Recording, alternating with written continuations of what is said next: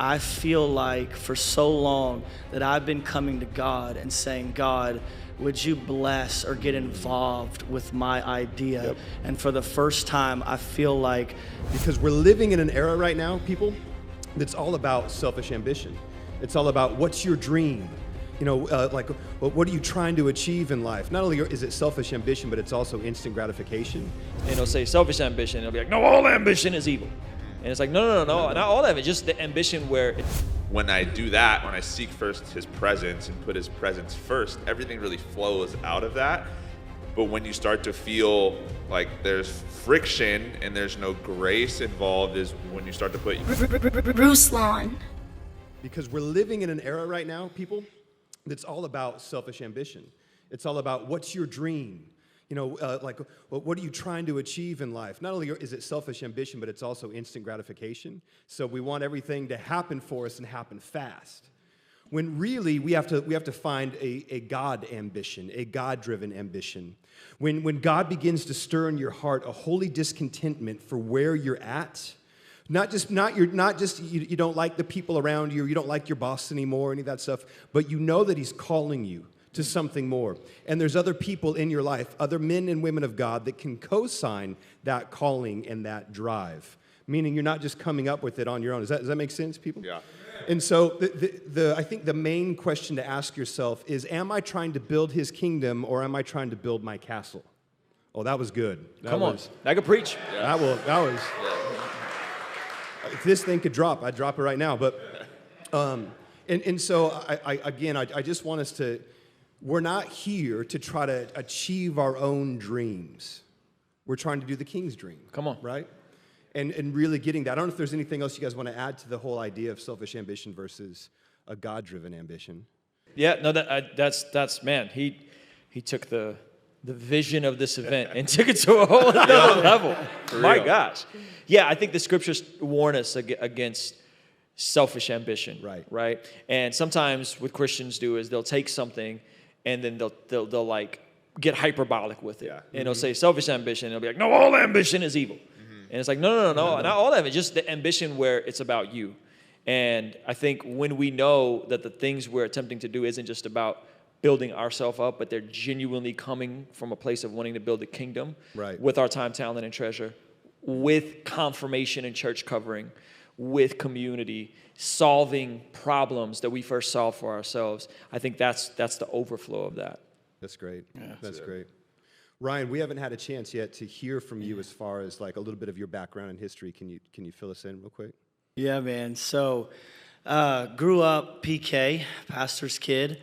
And it wasn't a horrible experience for me. I had some moments for sure, but grew up in the church space, and I think probably in my early 20s is when I would say that I had a significant encounter with the Lord personally, to where he went from the God of my parents to really me walking it out with him. And from there, I, led worship in local church context for probably, 10, 12, maybe even 15 years, from high school, kind of on different church staffs, and Lord did a lot. And so, was serving in that context. And then through my time in the local church, was actually leading a worship movement in my home city, Lakeland, Florida, and God was pouring out His Spirit. We were seeing amazing stuff inside the four walls, and then COVID hit. Let me back up just really quick. So we was seeing a lot of momentum, and in my heart, I was like, man, we're going to step into like a church plant with this thing. It felt like there was a lot of synergy behind it. I still feel a church in my heart eventually down the road. But anyways, we're going to step into it because there's so much momentum. And then the Sunday after, I kind of got like commissioned out of the church that I was serving at. For far too long, the bar for Christians has been set low. We've settled into a culture of sloth when it comes to spiritual matters. More Christians are skipping church, watching online, too busy for group, and not serving in their local church communities. They go about their lives not feeling connected to Jesus, and in turn, their salvation goes unnoticed by their unsaved peers. They've become indistinguishable from the world around them. We need to shift from asking, what is the bare minimum I can do for Christ, and start asking, what would it look like to live a life entirely devoted to Him? What do my friendships, marriage, and family relationships look like when I'm entirely devoted to Jesus? And what do my coworkers and colleagues notice about me that reflects Jesus' calling on my life? What is my relationship to my local church if I'm entirely devoted to Him? And if I were to remove those external environments and influences, in those moments of solitude, what am I craving? What consumes my mind and my desires? Who am I to my core? What does it look like to embrace my purpose, my calling, and my personal ministry in complete surrender and devotion to Christ? 1 Peter chapter 2, verse 12 describes a life that seems to have been forgotten. Live such good lives among the pagans that though they accuse you of doing wrong, they may see your good deeds and glorify God on the day He visits us. Ephesians chapter 4, verse 11 and 12 instructs the leaders to equip God's people to do His work and build up the church, the body of Christ. So join me and my favorite pastors, podcasters, and performers March 27th through 29th at the Bless God Summit in Southern California, and discover your personal ministry, calling, and purpose when living in complete devotion to Jesus. It's time to stop blending in and start living out the life you were called to live. We'll see you there.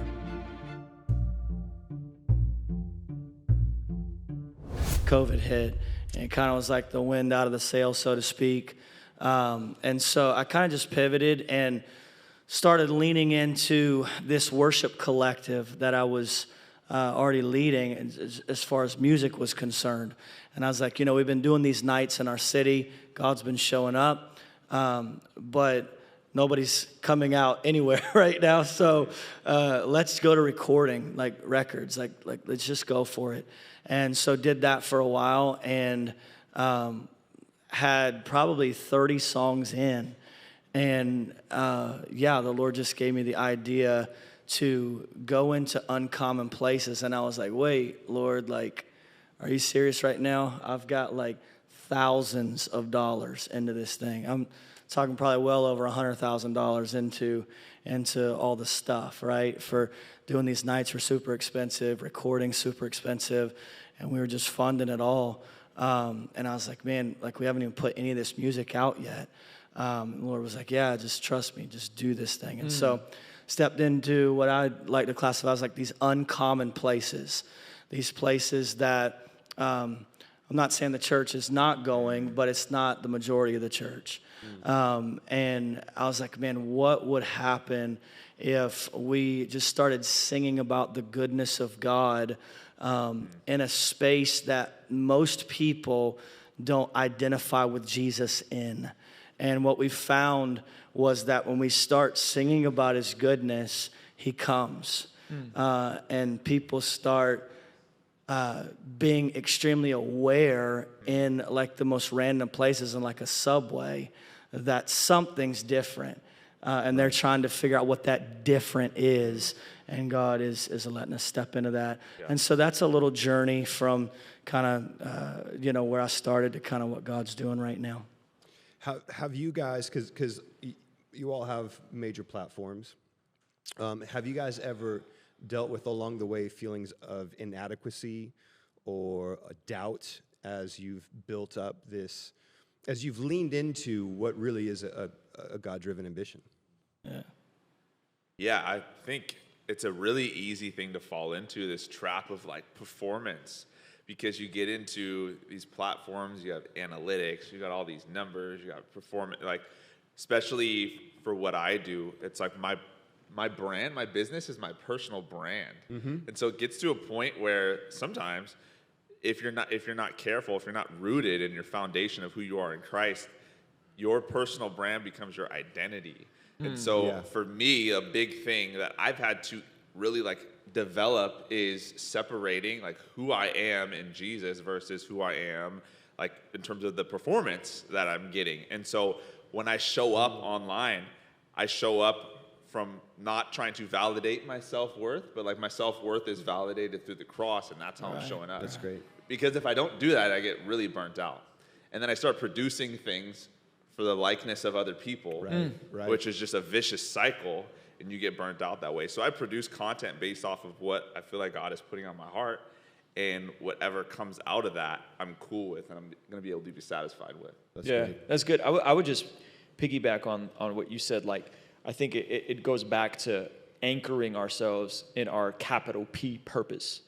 What you're saying in terms of just being willing to yield to the Lord, right? Understanding that what you do publicly is not who you are, right? And when I think about my capital P purpose, I exist to know God and make him known. Right. Yeah.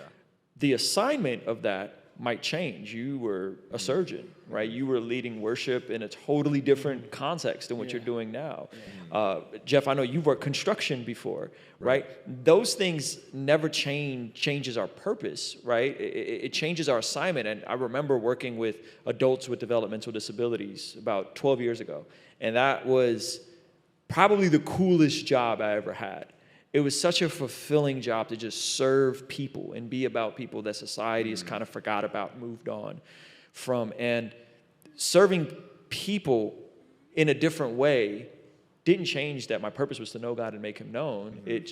I was a different assignment than I am now. And so now it's like you hit a milestone, and I was like, God, it'd be cool if we could hit 400,000 subscribers in time for this event. We did it. Let's and go. It's like, cool. But now there's another milestone, right? Now I'm like, I want to write a book. My assignment may change, but my purpose doesn't change. My purpose is to always know God and make him known in whatever context I'm in.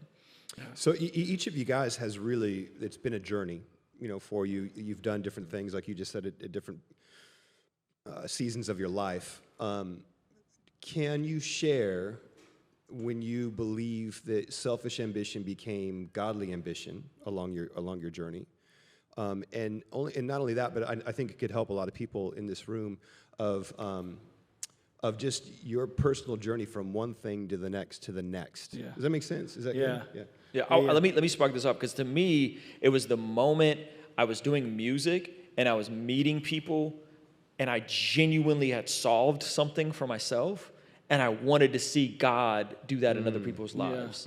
And then it was no longer the music was about me and I want to be a Christian rapper who's famous for Jesus, right?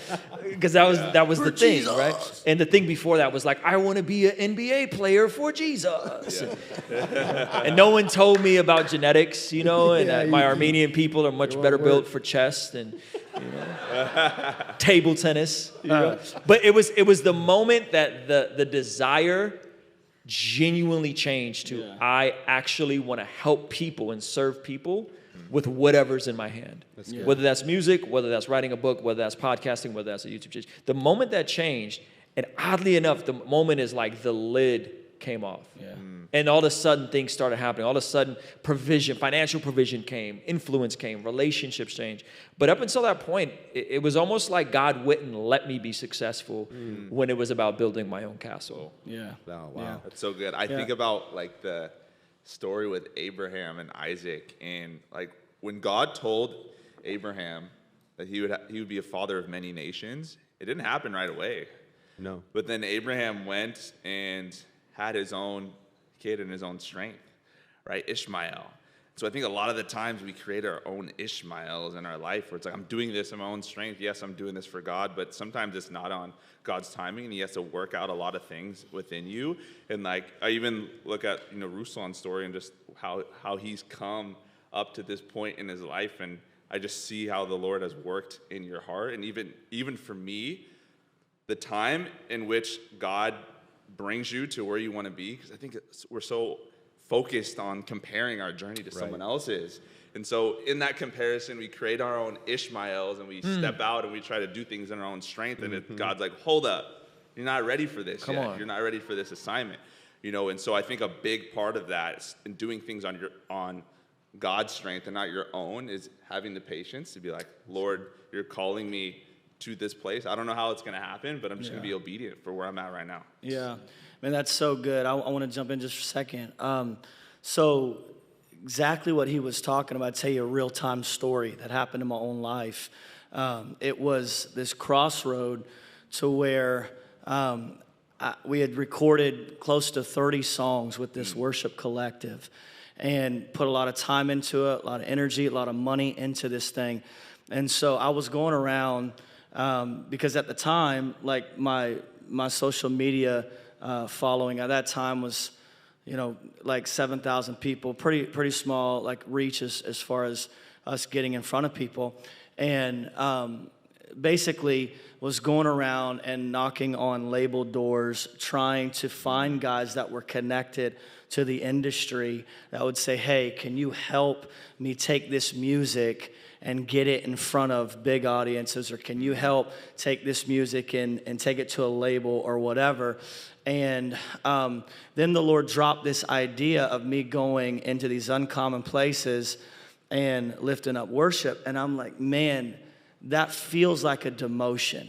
It feels like a demotion, like to me in my heart, like, because like, you know, at the time the dream was the Maverick thing or whatever. And those are some of my friends. I love them to death. But like, it was like even what I was doing with the collective wasn't fresh wind from the Holy Spirit. It was something that I'd seen done. Come on. And then I was going to try my very best to kind of mimic the formula because I thought, man, they did this, this, and this, and it worked for them, right? And none of it was inherently evil or inherently bad. Like, we were writing songs about Jesus. You know what I'm saying? Like, but at the end of the day, like, he says, go to the streets and lift up worship. And like, man, it was just like, seriously, a big thing in my heart, like, Lord, man, I've been in the local church context forever. I've even got paid from the local church for years. And I've got, you know, I've been on huge platforms in bigger local churches and done that whole thing. And so to go to the streets and like, and then you start thinking like, man, like most of the guys that's doing like busketing and stuff, like they busted. They not good at what they do. Like, Lord, I know we're good. Like our stuff. So you start wrestling internally, and at the end of the day, just man, I finally said, okay, God, I'm in. I'm gonna do this. And anyways, said all that to say this. We stepped into it, started being faithful, just to put some videos out, pretty consistent. And we did that for several months. And I think it was like 2 to 3 months in is when the first one just really popped off. And it was in that moment that I was like, man, I feel like for so long that I've been coming to God and saying, God, would you bless or get involved with my idea? Yep. And for the first time, I feel like, God, I've stumbled into your heart, into your idea for my life. And he didn't take us away from worship.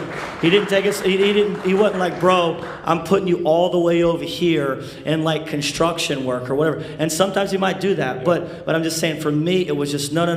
I want you to change focus and go over here. And I think there was something attached to me going and serving the least of these, me going and serving these areas that worship music isn't in, that he breathed on. He saw the heart posture. That's so good. That's so good. Come on. Hey, I've got one more question, then we're going to start taking some questions from the audience. But Ru, you said something that I think is important, that like you wanted to hit a certain amount of subscribers. Then you got there, and now it's the next goal. It's the next thing. And a lot of times, I'm assuming most of the people in this room, you're a bit futuristic. There's some vision that drives you, that leads you.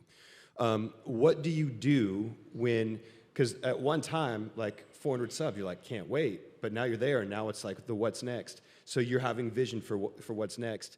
What do you guys do in the meantime when your vision is outrunning you again, and you have to catch up? What are the things that you deal with, the things that you think about, the people you surround yourselves with, all of that? Yeah. I'm really making an effort to listen to God through prayer and to listen to the people that I get to be in front of and try and hear what problems they have and how I can help. That's awesome.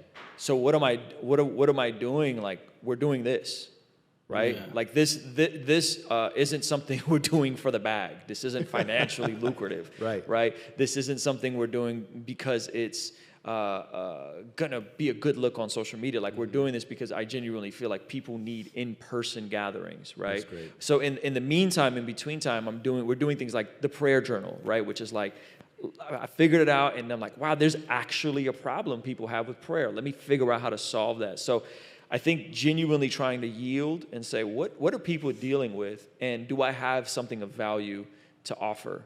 And if I could do that and simplify and ultimately serve people, like, that's really what I'm trying to do. And because if I get caught up in the vanity metrics, those months where it's not 1,000 subscribers a day, but it's 1,000 subscribers a week that we're growing by, those months will ruin me. You just feel terrible because you then are consumed with who you are is equivalent to what you do, or worse, how well you do.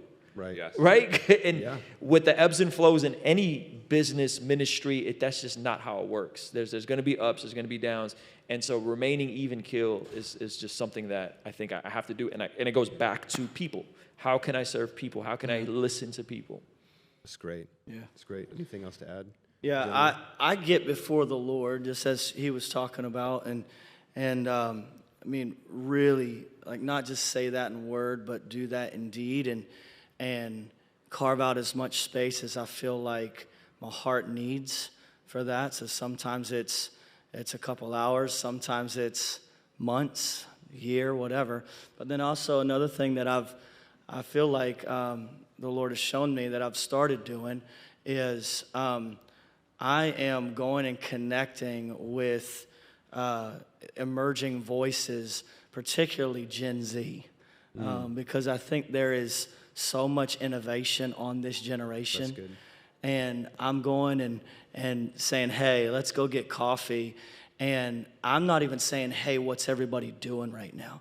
I'm just saying, let's talk. Let's listen, yeah. Let's talk. And I'm just sitting there and just taking notes and be like, dude, these kids, like, I'm calling them kids. I'm like, what the heck? Who am I? Like, I'm freaking 36. That was like, it's this major gap, though, that you're even sensing societally and what's emerging. And I'm like, Lord, I want to listen and learn from these guys because I think they hold a key to something real special to reach not only their generation, but I feel like that there is a societal shift that's already obviously started happening, that's going to continue to happen, and they're intuitively leaning into it.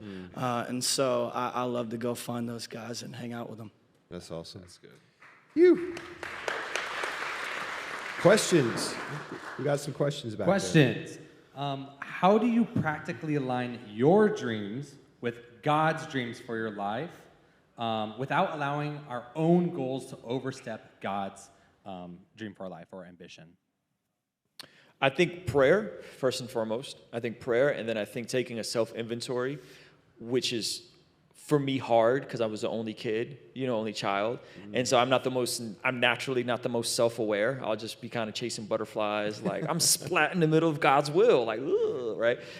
And so, like, self-inventory and self-awareness are areas that God had to grow me in. And so I think there, and then saying, am I genuinely doing this for God? And I'm okay with wherever the chips may land? Or am I doing this for me? And I'm trying to get God in on my vision. Yep. Hey, God, like, this is what I want to do. Can you bless this? Versus saying, God, what do you want me to do in this assignment, in this season?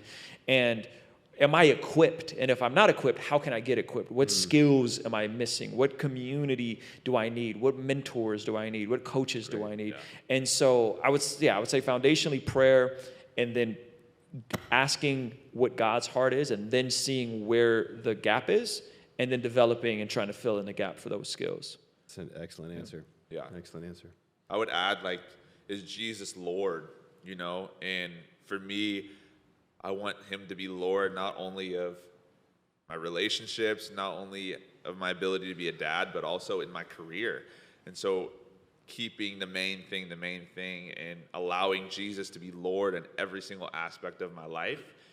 When I do that, when I seek first his presence and put his presence first, everything really flows out of that. But when you start to feel like there's friction and there's no grace involved is when you start to put your own ambitions above prioritizing his presence. It's good.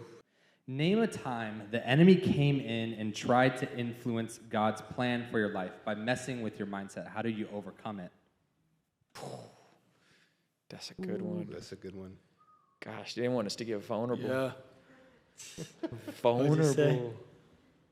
Oh, man.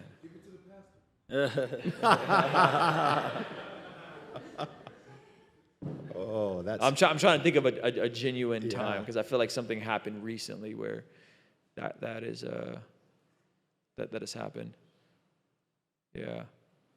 I mean, I'll just say there's a famous quote, and I'm going to butcher it right now. But if the enemy can't get you to sin, he's going to get you distracted. And it's easy for him to get into, like, to whisper to you different things, to distract you from your purpose, to insert different hard times into your life that are going to make you want to give up and quit, and so on and so forth. And that again, why it's so important to have the people around you, people in your corner, people praying for you, people reminding you of who you are in the Lord, people reminding you of your purpose and your calling. And I think that's because if you're called to something significant, the enemy's going to come after you. And the other thing to question is, if you're never questioning and you're never having any hardships and the enemy ain't messing with you, are you doing anything for the kingdom then? Yeah. That's good. Yeah. Wow. You got some? Yeah, I was going to share a time when I was doing music and there was opportunities and promotion in one aspect, but it was causing a rift with the brothers I was doing music with. And we got into a dispute. And this dispute, even though I stood on what I thought was the right principle at the time, ended up costing me way more. And it took me years to reconcile and to make things right. And it's something that was very, very painful, but it really came down to me having to pull away from a situation that cost me a lot. It cost me a lot community-wise. And it came down ultimately, and this is something that I would just say as a rule of thumb, never argue about money. Never argue about money as a Christian. And we got into an argument about money, and it ruined multiple friendships. And 7-8 years later, finally the Lord is doing a restorative work. And that was even though you think you're right at the time, right? I think you're wrong whenever you're fighting over money, like straight up. Like, we should be the ones to be like, look, dude, it's not that big of a deal. Right. You could have it, and I that's one of my rules now. It's like I refuse to ever argue about money with people. That's so good. That's awesome. Yeah, I'll just tell you a real quick thing in real time on that. So for me, again, I told you guys I grew up primarily in the church, so PK, and so in this season, with what the Lord's doing, we're engaging with a lot of non-believers, and it's been real beautiful. But there's been some doors that are starting to open in Hollywood for us to minister and for us to just have conversations. And initially, to me, I'm like, in my head, and I feel like even the enemy sent some thoughts like, dude, you can't do that. Dude, that you shouldn't do that. That's a no-go. Like, don't go there. You've always seen what happens to people that do that, and blah, blah, blah. All the while potentially missing a real God-birthed opportunity to sow into that individual and declare the gospel. So pray for your boy. Let's go. Okay, well, last question. Yes, last question. Regarding God-driven ambition, what's the best advice for someone who is shaking the poverty gospel and not overcorrecting into the prosperity gospel? That is so good. Wow. I would say read Matthew chapter 25 in context and read how it flows from the parable of the virgins into the parable of the talents, which I think most of us know. So the virgins weren't prepared for Jesus coming back. And then it goes into the parable of the talents, which is talking about being faithful with your time, talent, and treasure. And all of that culminates to something that's actually not a parable. It goes right into caring for the least of these. And so financial provision should ultimately be to be the hands and feet of Jesus, right? That doesn't mean you can't buy a house or buy a nice car, but if we become financially stable and if we can flourish, then we can be the hands and feet of Jesus. Because if you look at Jesus saying, hey, I came, when I was naked, you clothed me. When I was hungry, you fed me. When I was in prison, you visited me. All of those things require abundance. Right.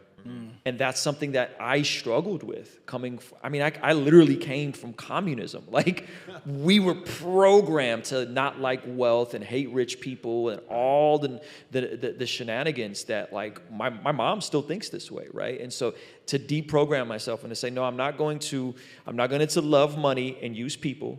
I'm going to use money to love people. So good, bro. I love that. That's good. One of the things that I like to do is, especially running a business, like I have to, look at numbers and look at finances, is I set financial goals in terms of how much I would like to tithe. And so my yearly financial goals is, Lord, I would love to be able to tithe this amount of money. And that's how I think about finances. Lord, I would love to be able to give this amount. If it's in your will, awesome. And that's what I like to really set my numbers with. And I want to have a house that can take in as many kids as possible. That's great. Like what Ruslan is saying, I have my middle son, he's a year old, and he's our foster son. Like, I want to have room in my house to be able to take in more foster kids, and that's going to require resources. Right. And so as long as your goals are rooted in the foundation of seeing the kingdom come, I believe that they are healthy goals and ambitions. Yeah.